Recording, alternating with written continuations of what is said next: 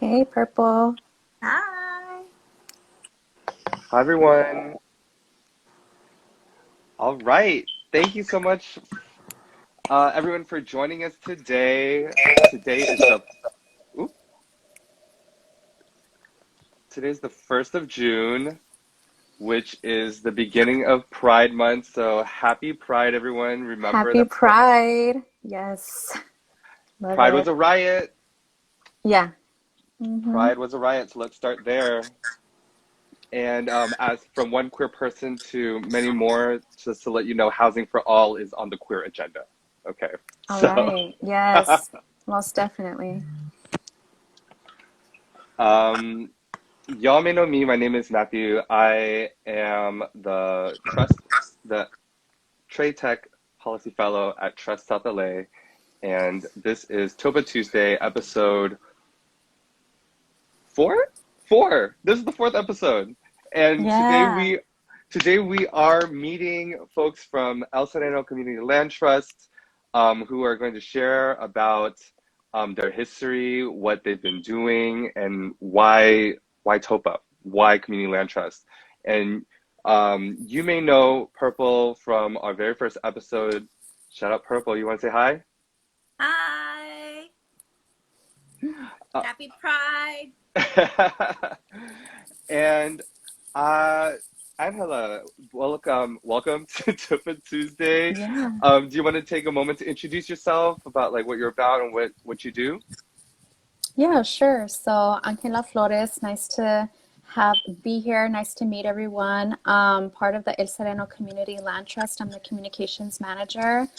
I'm also a co-founder and co-facilitator of the autonomous space, the Eastside Cafe, and I am a tenant.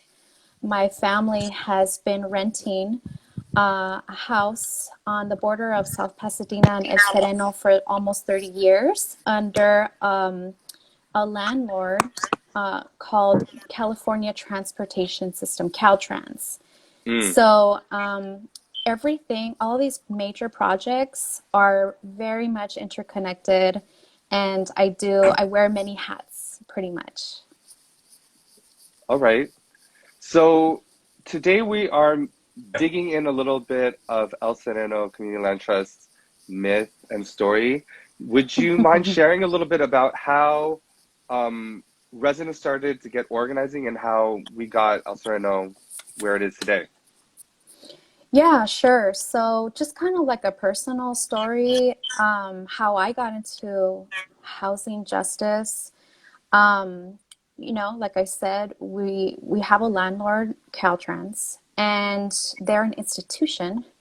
They, their sole responsibility is to create roads and to build freeways. Mm-hmm. And they, just to give a backstory, they bought so much land from El Sereno to South Pasadena to Pasadena to build a freeway.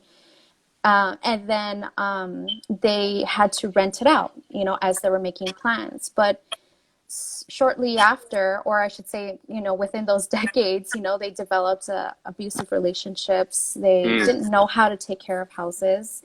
And we started renting in 1992, so we Uh-huh. can't even imagine what it was like, for tenants who started, renting in the 60s. But a typical slumlord, you know, can I cuss? Typical It's up to you. slumlord deception and profiting off of tenants. We would see we would see our neighbors and our Mm-hmm. friends getting harassed, getting evicted, and then once they were evicted, they would leave these homes. Caltrans felt it was easier to just leave these homes Mm-hmm. abandoned, and then letting it deteriorate and not having to rent it out at all. So along this corridor of three cities, you see abandoned houses everywhere, and it's really a crime to just not rent out right now, especially when there's people out in the streets. Mm-hmm. And during the pandemic, especially, I think a lot of us were horrified And it was, we're trying to do our best to speak out as we're in the pandemic. So that's how I got into housing and housing justice, and making sure that tenants understand their rights, and empowering ourselves.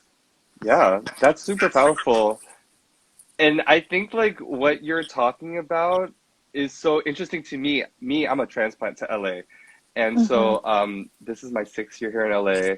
And I remember when I first moved down, there was like this weird highway that just like cut in the middle of nowhere. And Yeah, it just picked up somewhere else. And I thought that was the right. strangest thing. And Hmm. it wasn't until much later that I was in Professor Eddie Torres's class at Trade Tech that I started to learn about the history of it. And that's what the history you were talking about Right. the history of the 710, correct? Right. Yes. And how violently Caltrans ripped these homes away from people through eminent domain. Right. And then despite that first violence, community members were able to come together and say, no, stop this highway business. You're not going to do it through our neighborhoods. And so Caltrans suddenly became these landlords. And instead of doing the right thing and just returning the land that they took with eminent domain back to people, they just held onto it, which is kind of weird. And It is. And they continue to hold on to it. And for some reason or another, it's like a mystery. Like we're trying to put pressure on electeds to hold Caltrans accountable, and no one is holding them accountable. It's like, who is this? Like who are we? Who are these people that we're dealing with? And it wasn't until very recently where the last straw was at the end of 2019, where mhm, they started to refuse to take our rent. And it was a wow, way, yeah, it was a way of depopulating the corridor and making space to flip these abandoned homes and then sell them at market rate and gentrify the area. And we knew what was coming. We knew what was happening. So many tenants were coming to us at the east side, showing us letters or showing us, like they're refusing to take my rent. They're not taking it. And then mhm, on top of that, they would give the tenants late fees for not wow. turning in their rent, but then they weren't taking the rent. So we said, that's it. We're That's not, small stunt. yeah, this is it. We had already felt very inspired by the movement that was happening. It was, I think it was 2012, where there was a lot of like uprisings in downtown, Mhm, and talking about the 99%, and got you. how Yeah. like and how people just wanted to start taking over abandoned buildings or abandoned homes. And that resonated with us, and thought, oh, why don't we just, as a direct action, take over a home and just, expose Caltrans. And immediately when we saw Moms for Housing in the Bay and these Black mothers taking over an abandoned house, it made sense for us. We knew, it was going to go down like that. We knew that it was, people were going to do that. So we just combined forces with other housing tenants' rights groups, and we literally organized them for 1 month to be able to take over a couple of houses. But then I think we felt like we should just house as many people as we can, if we have the capacity to do that. And if Mhm, people are approaching us, especially during a pandemic, there's people that we know. I don't know if this is like something you all could relate to, but I know several people who are having struggles. They're struggling with rent, and they're close to homelessness, or they are mhm, homeless. For me personally, we have a friend here in our home, and he was like in MacArthur Park. He was like in a tent, and we were so worried for him. And we just, let's, go ahead and come on over. And we have to make arrangements and such. But it's come down to that. Like there's a lot of people who need housing. So it's just really it's just awful like what these landlords are doing, especially when you have like Caltrans is like this big institution and this kind of like this David and Goliath kind of like issue or event that's happening. Yeah, I know that's how I've been framing it, like a David and Goliath type of situation. But let's not mince words when we're talking about Caltrans is a multi-billion-dollar state entity. Right. You know what I mean? They're a government entity and they're not supposed to be landlords. Yet here they are using the Exactly. strength and authority of the state behind them in order to be very violent against people with few housing options. Yes, exactly. Yeah, you nailed it on the head. They're just these people who have abused their power, and we have demands for them to let go of these houses. And it's taking a lot of work from the tenants themselves to Hmm. be able to talk to elected officials. And even with them, it's been really difficult. But I think that, you know, the more persistent we are, you know, we're going to get somewhere. Absolutely. So, like, I am curious, what does organizing for such a massive feat sort of look like? What does it look in like the person-to-person interaction for El Sereno? Yeah. So I think that as cultural workers and co-founders of the Eastside Cafe, you know, we're looking at micro issues and macro issues and working on these parallel things at the same time where we're talking about colonization, we're talking about these goals of decolonizing and autonomy and liberation. And at Mm-hmm. the very micro level, we're interacting with one another. We're talking about collectivism and self-determination as well. But then we're confronting issues of gentrification and Mm-hmm. housing, of course. And so I think that what we want to do is we want to be able to gain forces. I just want, going back really quickly, in Yeah. 2017, we intervened a sale. So we were threatened with gentrification and we had to act quick, and we confronted the buyer where we, you know, of course we welcomed him in our space, we introduced ourselves, and at some point or another I had to tell him, you're going to destroy all the work that we've done if you get this building, and we're going to buy the building outright, because we had been already talking to the owner about it. The owner had sold Mm-hmm. it underneath us. Wow. So he had given us the opportunity to purchase, and we had 10 days to fundraise, and we went ahead and we did a GoFundMe. We raised over $180,000 within 10 days. That is And powerful. I think that social media, you know, when it comes to this, like these types of big feats and these big projects, social media plays a very important role in communicating with the masses. So Mm-hmm. I feel like, you know, super grateful that I could live in this time for that. What it allowed us to do also is connect with a housing agency that would partner with us, and that's ELAC, East LA Community Corporation, that helped us Shout out. buy the building. So we're an autonomous space, so we didn't have a nonprofit 501c3. So when we got the building, we suddenly became co-owners, which we didn't really feel comfortable about, because it's like, you know, we don't want to be landlords on stolen land.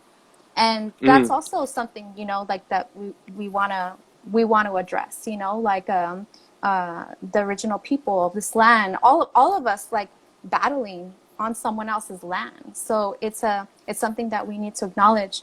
But yet we were faced with the challenge of our neighbors being displaced. So it was you know, very challenging for us, but we had to.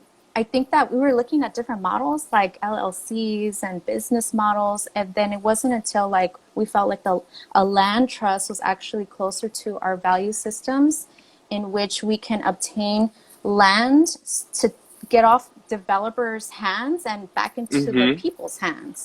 And very much aligned with Zapatismo, because Emiliano Zapata was the revolutionary who famous for the people who work on the land should own the land, you know. So I think that everyone at the Eastside Cafe in particular felt like if we could go ahead and we could go with the land trust, then that could help leverage the means, the funds to being able to obtain that land. But also at the same time, me and Purple, we're trying to connect with the Tongva people. And so far, so good. You know, like step by step, it's really important for us to include respectively the Tongva folks and the Tongva tribes to be a part of the conversation, and which they say like being invited to the table.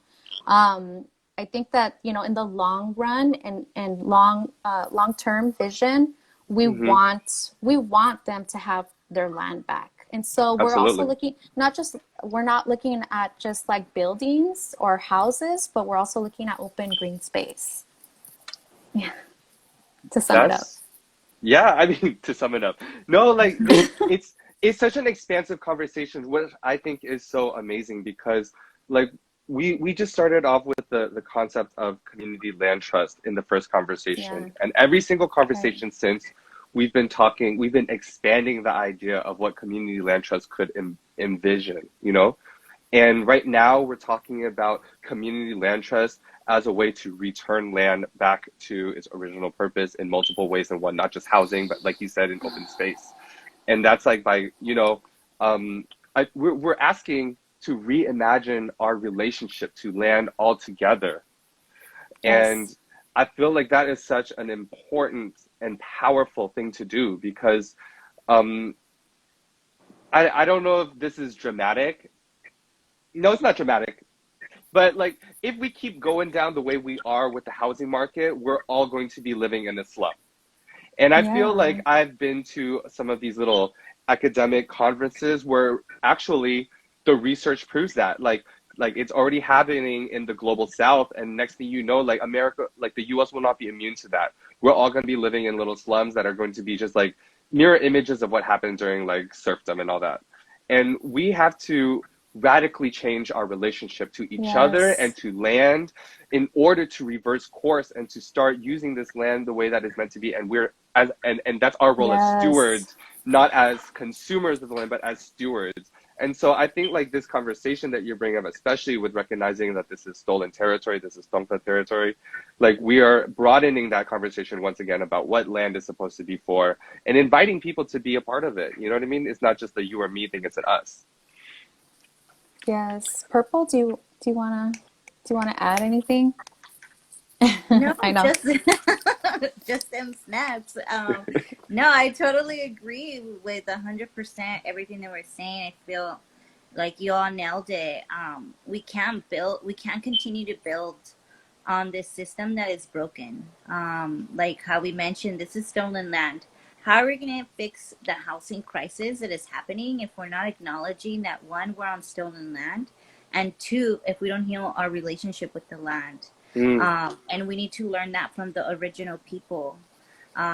So if we want to continue to move forward and have progress and make progress on what's going on with the housing crisis, like we also need to acknowledge that, because they're together, everything is interconnected. um, we're really excited because we are being mindful of that, being mindful of make doing that research, our homework as a land trust, of ensuring that we are learning, all the indigenous people in the LA basin, and figuring out like what is their vision, vision, and how do they want to be interconnected into the land trust, hmm. and how what is their vision on land stewardship. So that's what we're doing right now, is we're taking small steps, um, to kind of start building those relationships and building that trust, and showing them, hey, we want to do this work.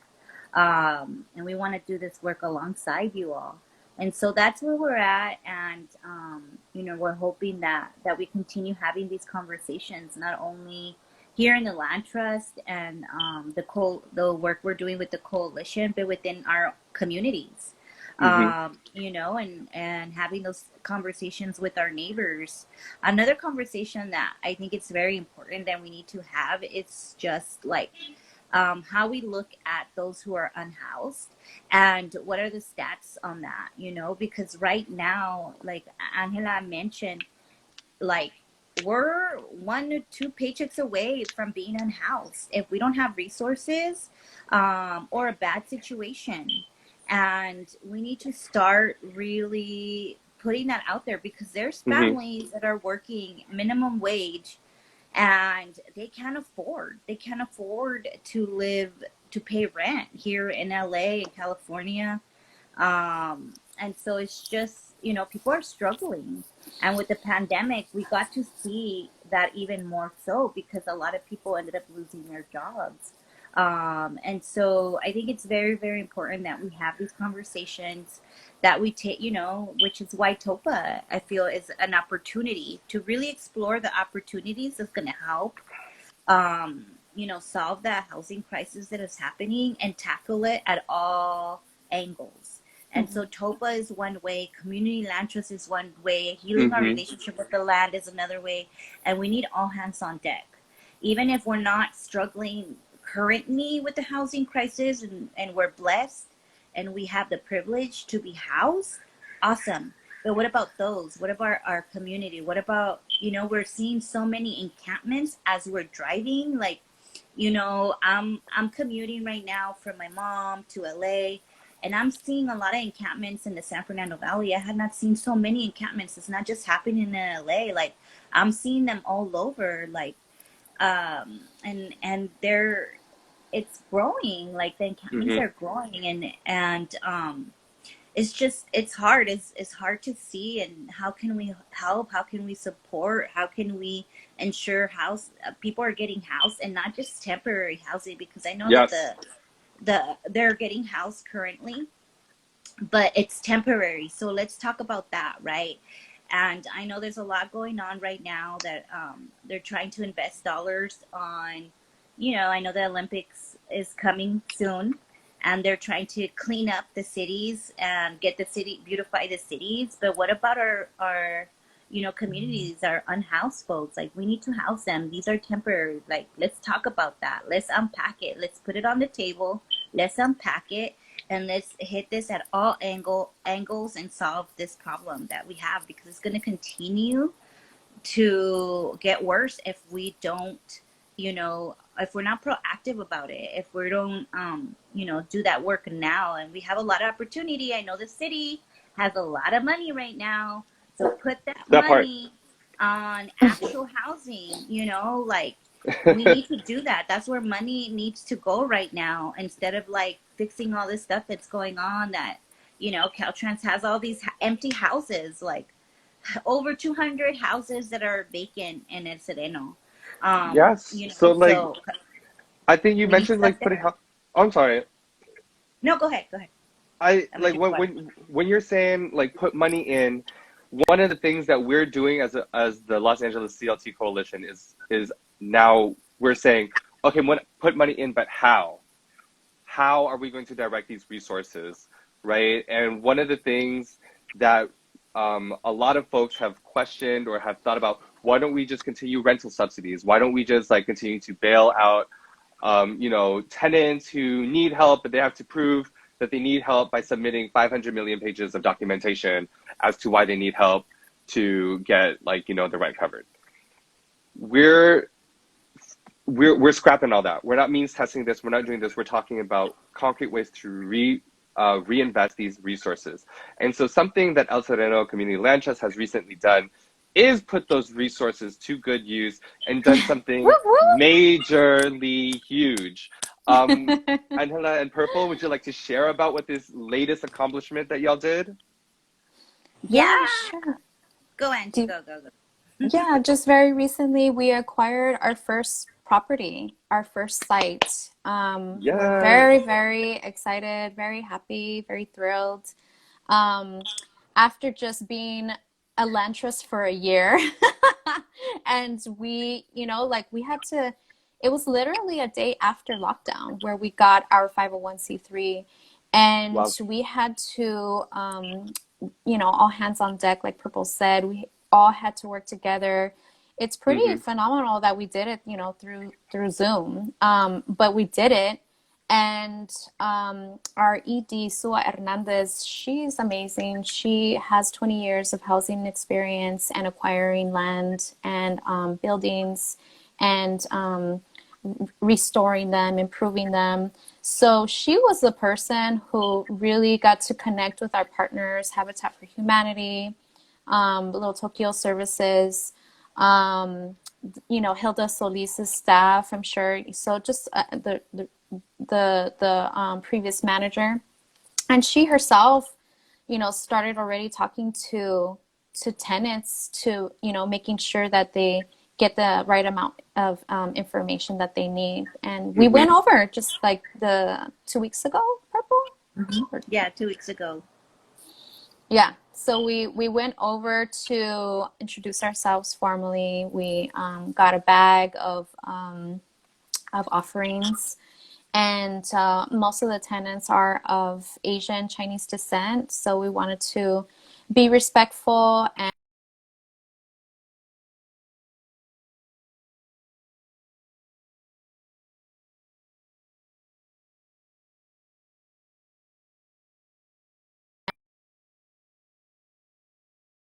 it was really nice. But we're gonna be having an actual like first official tenants meeting in the upcoming weeks. So we're very grateful for all of that. Yeah, definitely excited. Definitely excited that we were able to take this building out of the speculative market and into the hands of the people. So the hope is for us to be able to organize the tenants and see where we're gonna go next. What's our as we move forward. So this was a building that was on the verge to be foreclosed. Wow. Um, Okay.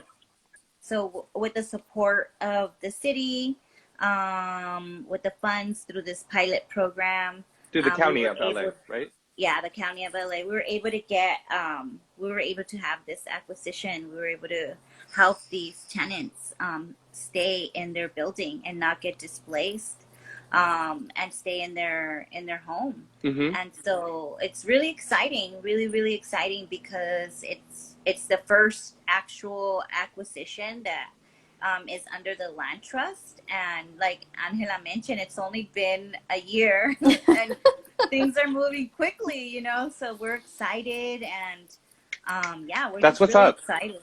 Yeah, we're super excited. And yeah, excited with TOPA as well. So I have a question. How was the engagement with the residents like? Because was there anything that was distinctive about this process? Did they say anything that stood out? Because Purple, you shared that this building was about to be foreclosed. Did they know that it was going to be foreclosed and that they were at threat of being evicted?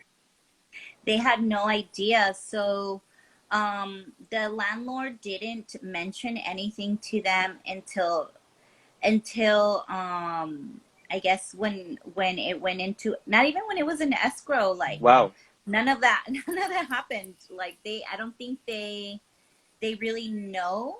They just They know that didn't. we're the new landlord. Yeah, like not landlord, but that we're yeah, that we're the Landlord. community yeah, like Right. landlord for now until we officially meet with them in a few weeks. We did drop off. We went and knocked at every door and dropped off goodie bags and a letter, official letter, and a brochure. And we let them know we're a nonprofit, we're a land trust, and so we're excited to meet with them and explain to them like, hey, this is what happened. Yeah. Yeah, they actually didn't even ask us like, what is a land trust? The first question was like, where do I pay my rent? Or I think that one of the tenants who had already been talking to Sua was letting her in on like, okay, so since you're the new person, we need a new washer and dryer. And already like letting her know what's up. And we need this and we need that. And Sua's like, all right, this is gonna be the person who, you know, like I could already see it. She's gonna be like kind of the lead in Shop this. steward.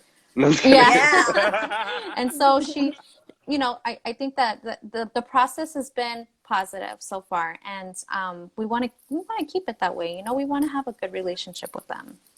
Yeah, they were great. They were absolutely great. I think it's so amazing because right now what we were talking is about the unfurling of the new relationship, right? And Purple, you Yeah. mentioned this before about trust, and I remember Maisie Chen of Cadre saying something in one of my classes that and I think this is a quote, but this is where I learned it from. But like you can only move at the speed of trust. And right now, y'all are doing the legwork to build with these residents in order to build their trust. Because we're asking, like, as community land trusts, we're asking folks to trust us and themselves to be a part of this Oh, that's co-joint good. vision, Yes. right? Like, it's not just us anymore, but but they're being put into this position now because they're the residents. And for CLTs, residents are the ones who make up the governing structure. We're asking folks to step into a new position of understanding and responsibility to one another. And so this is going to be a really amazing process as that unfolds, and hopefully we can check back in with y'all to see how things are going and to see how residents' attitudes have changed so that we know, like, you know, what this organizing looks like. Yeah, Yeah, really we can't wait either, you know? Like I think that we're actually, I mean, I'm an artist, I'm a musician. I teach music to all ages. And I've been a co-facilitator at the Eastside Cafe for almost 20 years. I've never worked at a like nonprofit like setting like this. So it's been a learning curve. I have the resources, and just the way I got in was, like I said, when we made that decision, it was like from the Eastside Cafe core group of folks, and that included me and Purple and other folks, where we had to meet like, oh my God, it felt like forever. We met like every Wednesday to build on our bylaws. I really had no clue what people were talking about. I was just like, okay, I'm trying to get it. I'm trying to understand this. But sure enough, you know, like I think that, you know, we're here and we're able to, you know, to move forward, and we're advancing like pretty quickly. So I No can't one wait. no one really understands bylaws. Okay? If the lawyer says follow Okay, them, we follow good. them. I'm not the only They're one. so All right. long. No, but so I Give me mean, the cheat sheet. we have this is so awesome because literally like El Sereno's story shows how quickly when folks get organized we win, basically. Right. When we get organized we win. And right now, like the style of the organizing that we're doing is just bringing people into the circle so that people know who we are, get to trust us, and realize that we are about every single thing that we say we are. You know what I mean? And this movement for CLTs may be budding or like sort of like nascent right now, I guess you want to say in LA. But the ecosystem is bubbling. It is ripe. It People are is. ready. And with dedicated resources, if we make the effort and we put all the pressure in all the right points, this can be a new reality for more than just you know, the one building that y'all have acquired in like the first, like, what was it? First year of being legit, like, you know, of getting your 501c3, you know. I don't like using like legit because like y'all are legit before the government says like Oh, thank here's your you. certification. Yeah. Period. Okay. People power will always be there. But like, you know, like the Exactly. timeline shows that we can do this when we get the dedicated resources. And so that's kind of what TOPA is about. Do y'all want to talk a little bit about why TOPA is important for El Sereno and how that might help El Sereno's fight? And what can we expect next from El Sereno? Yeah. Yeah. I'll share just a little bit. Before we got the building, we were already doing a lot of anti-gentrification work and trying to empower tenants not just Caltrans tenants, but we were working with 2 apartment buildings All right. who a lot of tenants were trying to see about their rights, not being kicked out and, staying in their house. So I think that we want to be able to working with the tenants is helping us in that direction. Perfect. Yeah, and how I mentioned earlier, there's a big housing crisis that is happening. There's folks that are being unhoused. There's folks that are being displaced. Like Angela mentioned, there's gentrification, and we need to tackle this at all angles. So TOPA is one avenue to help and prevent folks from getting displaced and staying in their current homes. So TOPA is the Tenant Opportunity to Purchase Act, and it gives the opportunity for tenants to purchase the building where they are currently living if they're on the verge of being displaced, whether the building is being foreclosed, being bought out. So this is a policy, this is work that we're trying to do within the policy level, because we need to tackle this in all levels, like groundwork, community organizing, policy work. We need to call elected officials and be like, hey, we need this now, and so this is one way, this is one avenue to do that, and we need more folks to get a little more informed and to support and spreading the word, on what's going on. And TOPA has been around for a very long time, and it has proven to work. So there's a lot of information if you go to TOPA LA, TOPA for LA? TOPA for LA. TOPA for LA. If you go to the website, there's all these cool facts on there that you can look up. The link is pinned. Yeah, and the link is pinned on here, so make sure you go ahead and do that. But yeah, definitely this is one avenue to prevent displacement and gentrification. And I know there's a lot of there's a lot of work to be done, and then also we can work with landlords if they're struggling. You can do this. This is a avenue to be able to be like, okay, well, I can give my building to the people, and this is the way how to do it, and this is another avenue for support. So I would say definitely for us, the next step is to continue just doing this work, continue building that trust, like you mentioned earlier. Now that we have this acquisition with the tenants, is continuing to build this trust and helping them get organized, and then helping again spreading the word on TOPA, and spreading the word on community land trust, and just continuing to do our best in this work that we're doing. And we're excited. Just to add quickly to that. Oh, sorry. Just to add, you were saying something earlier, Matt, about slum villages, and if we're not careful, TOPA is going to help us prevent that. And I feel that what we're doing right now with the Sereno Land Trust and the reclaimers and some of the tenants is creating these ecosystems of co-ops and collectives. That is going to help us sustain ourselves and reimagine a world where we're not going to be left behind, that we're all going to be supporting one another and looking out for each other. It's about humanity and being able to help and help the less fortunate, and making some sacrifices. But TOPA is definitely, it's I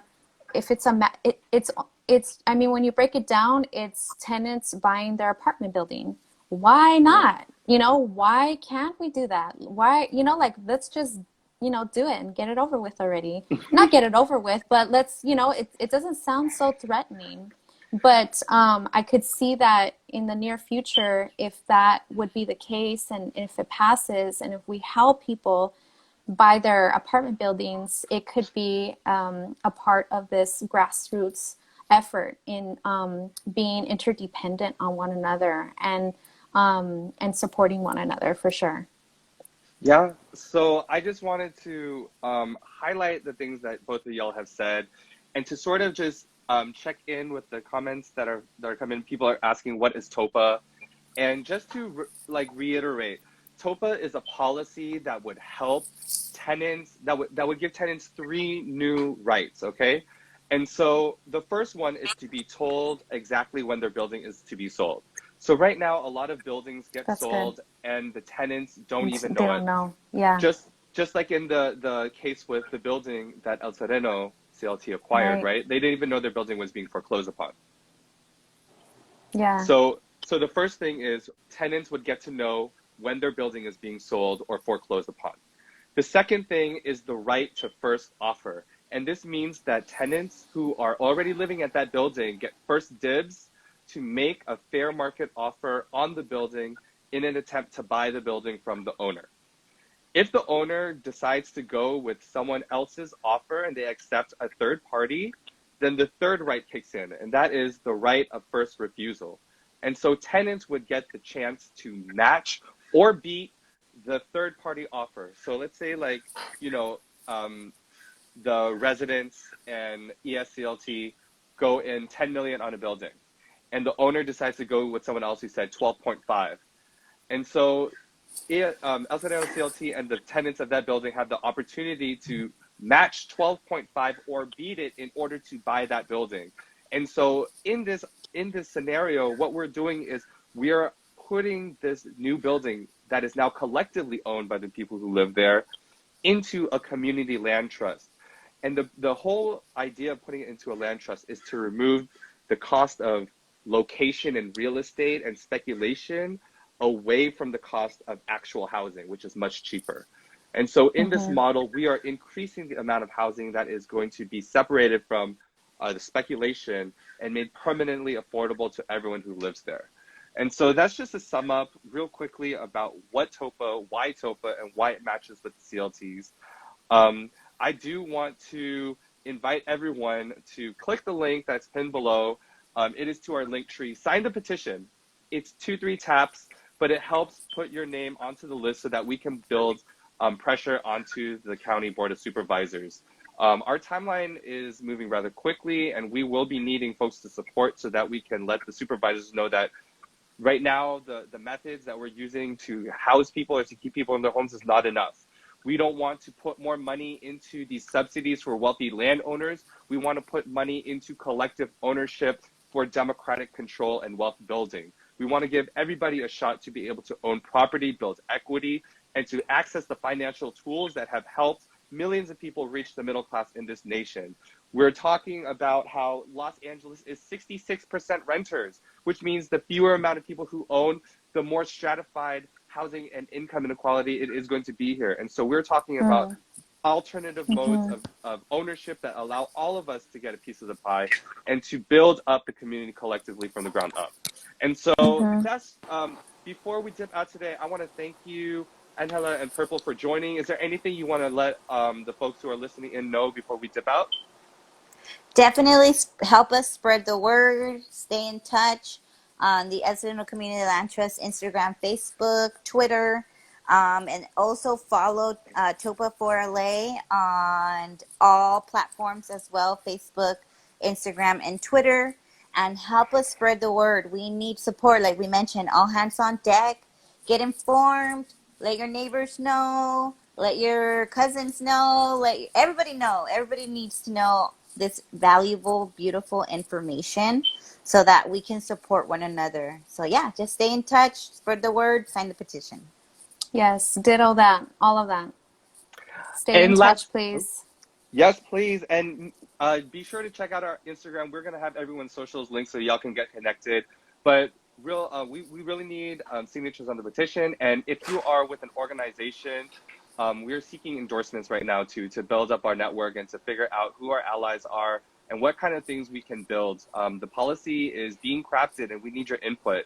We're having an info sesh for organizations and stuff coming on the 10th of this month, 6/10, next Thursday, not this week, next week. Link in the pins link and link in bio. Build with us, connect with us. Let's reimagine housing for all together. And with that, thank you so much, everyone, for joining us. We'll see you next week. Bye, everyone. Bye. Bye. Thank you.